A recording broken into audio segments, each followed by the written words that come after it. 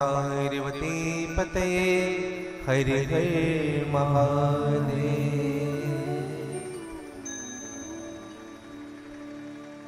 भगवान के चरणाश्रित हम हो करके, भगवान के नामों का आश्रय लेकर के आप और हम सब भगवत कृपा की अनुभूति प्राप्त कर पा रहे हैं।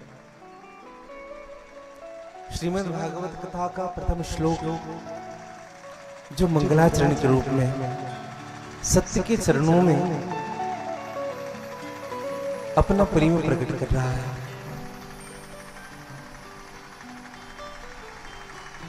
आइए प्रथम श्लोक का आप और हम सब आश्रय लें।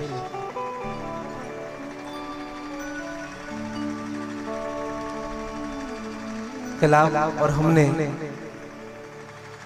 भगवान के भागवत जी की महत्तम की कथा सुनी। महत्तम भक्ति के दो पुत्र हुए, ज्ञान और वैराग्य। ज्ञान और वैराग्य भक्ति से जन्म लिए। ज्ञान भक्ति के पुत्र हैं, वैराग्य भक्ति के पुत्र हैं। कहने का आशय क्या, जब जीवन में भक्ति प्रवेश करती है तब अनायासी हमारे जीवन में ज्ञान प्रकट होता है। जब जीवन में भक्ति प्रवेश करती है तो अनायास हमारे जीवन में वैराग्य प्रकट होता है। लाइट आ गया क्या?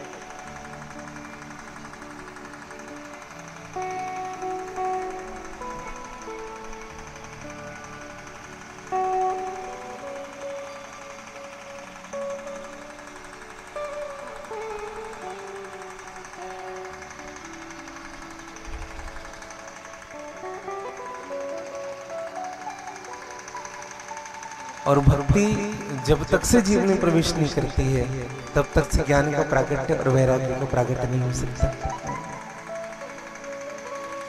श्रीमद् भागवत कथा में 3 बार मंगलाचरण हुए हैं।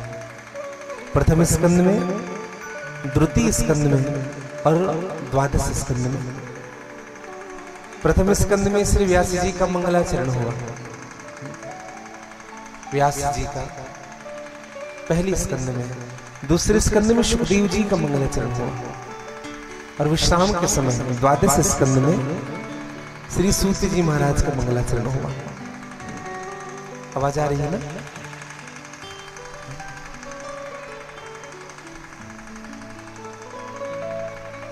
तीन बार मंगलाचरण का आशय क्या? हमारे भी जीवन में 3 मंगलाचरण होना चाहिए, प्रातः, मध्याह्न और सायं के समय। प्रातः मंगलाचरण करने से क्या होता है, हमने जो रात्रि में जो पाप किया है, चाहे मन से हो, वचन से हो, कर्म से हो, वो प्रातः मंगलाचरण करने से समाप्त होता है। मध्याह्न में मंगलाचरण करने से हमारे प्रातः से लेकर के दोपहर तक हमसे जितने भी अपराध होते हैं वो समाप्त हो जाते हैं।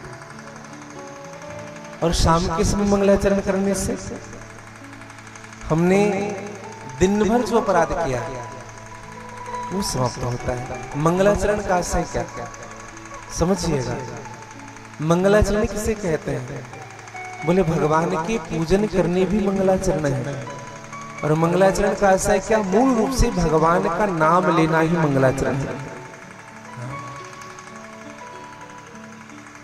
मंगल भवन मंगल हार द्रव